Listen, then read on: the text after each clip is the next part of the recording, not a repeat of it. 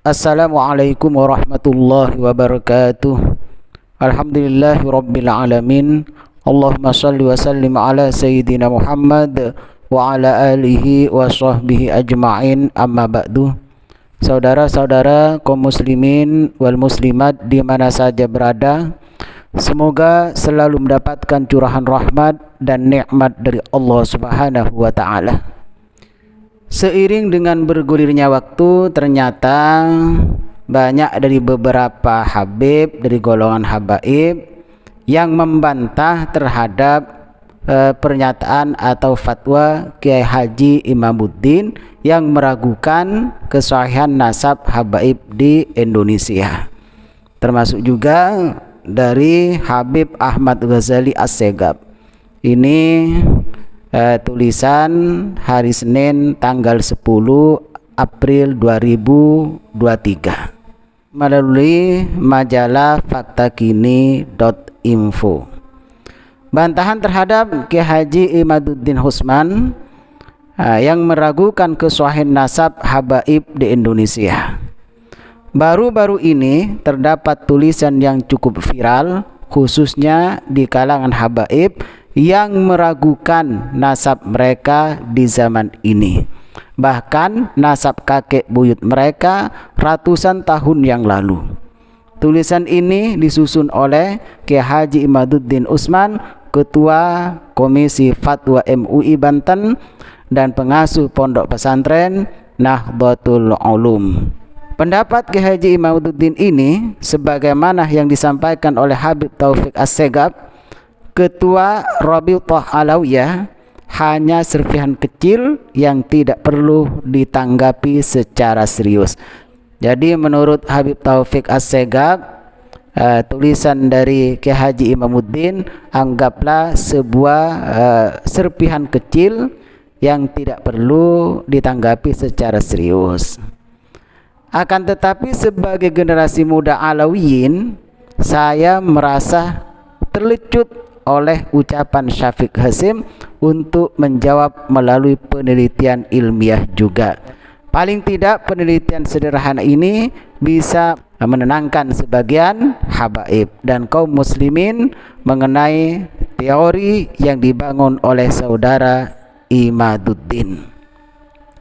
Dalam penelitian ini, saya hanya fokus untuk menjawab klaim terputusnya nasab habaib saja. Jadi tulisan dari Habib Ahmad Ghazali ini hanya fokus membahas tentang yang diklaim oleh Kiai Haji Imaduddin tentang terputusnya nasab habaib.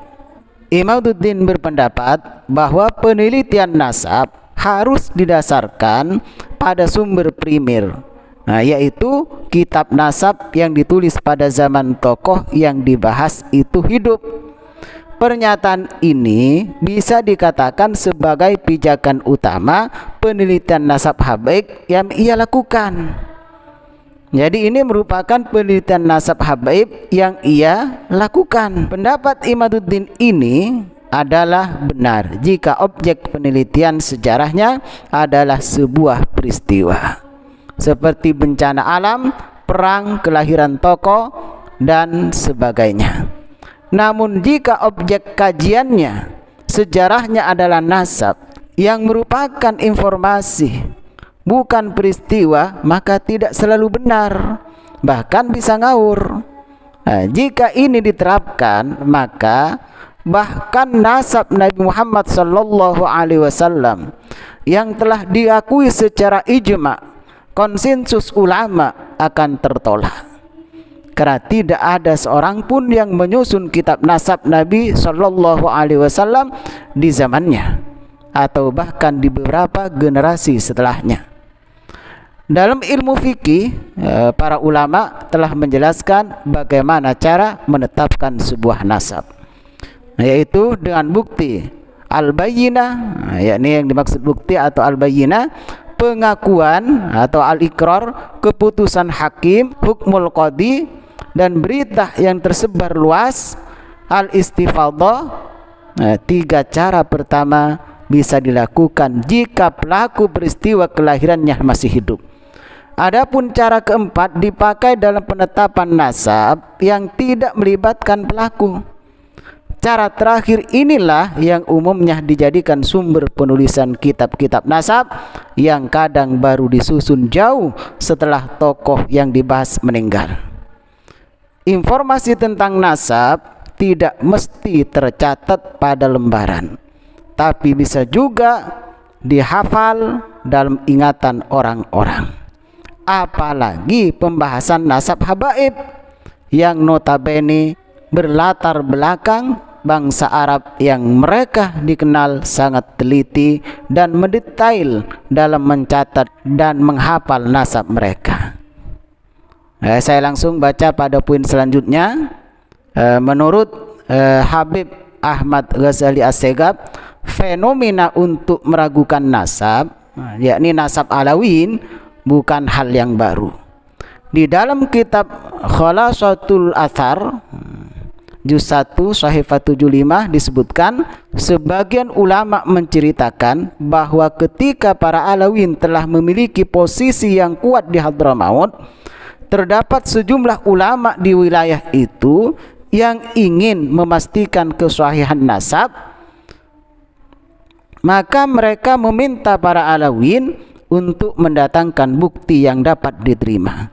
Maka berangkatlah Al-Imam Al-Hafidh Al-Mujtahid Abu Hasan Ali bin Muhammad bin Jadid bin Ubaidillah bin Ahmad bin Isa. Berangkat ke mana? Ke Irak. Beliau akhirnya dapat menetapkan kesahihan nasab Alawiyyin dan mempersaksikan kepada 100 orang adil yang akan berangkat haji, lalu menetapkan kesahihan nasab itu di Mekkah dan mempersaksikan kepada semua jamaah haji dari Hadramaut. Maka para jamaah haji Hadramaut itu datang pada hari yang ditentukan dan dipersaksikan kesahihan nasab itu di hadapan ulama Hadramaut. Terakhir dari tulisan beliau, sebagai sesama muslim, saya kembali mengingatkan Imaduddin mengenai hadis Rasulullah sallallahu alaihi wasallam yang mengecam orang mencelah nasab orang lain. Langsung artinya, dua perkara banyak terjadi pada orang-orang yang karenanya mereka mendapatkan dosa besar, yaitu mencelah nasab dan meratapi mayit. Hadis riwayat Imam Muslim. Mencelah nasab adalah perbuatan dosa besar. Bahkan disebut Rasulullah sallallahu alaihi wasallam kata kufrun, yaitu kafir. Terlebih jika yang dicelah adalah nasab yang mulia dari ahlul bait keluarga Rasulullah sallallahu alaihi wasallam. Lebih-lebih lagi nasab tersebut telah diakui ratusan tahun secara mutawatir oleh para ulama dan ahli nasab tentang kesahihannya. Wallahu a'lam bishawab.